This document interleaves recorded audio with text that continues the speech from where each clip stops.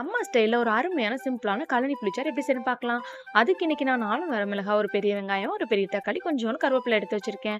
இப்ப நம்ம ரெசிபியோட ராணியே அரிசி கழுவுன தண்ணி தான். ஃபர்ஸ்ட் வாஷ் பண்ண தண்ணிய கீழ ஊத்திட்டு, அடுத்து வாஷ் பண்ண தண்ணில ஒரு குட்டி லெமன் சைஸ் புளி ஊற வச்சிருக்கேன்.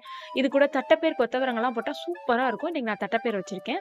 இப்ப அடுப்பு பத்த வச்சுட்டு, குக்கர்ல ஒரு 2 டேபிள் ஸ்பூன் அளவுக்கு எண்ணெய் விட்டுட்டு, கடுகு, உளுந்து போட்டு பொரிஞ்சதுக்கு அப்புறம் வெங்காயம், வரமிளகாய், கருவேப்பிலை, தக்காளிலாம் போட்டு நல்லா வதக்கிட்டு, நம்ம ஊற வச்சு வச்சிருக்க தட்டப்பயிரும் கூடவே புளிய கரைச்சு அரிசி கழுவின தண்ணியும் ஊத்திரலாங்க. தட்டைப்பயிர் நீங்க ஊற வைக்காம போட்டீங்கன்னா கூட 2 விசில் வச்சுக்கோங்க.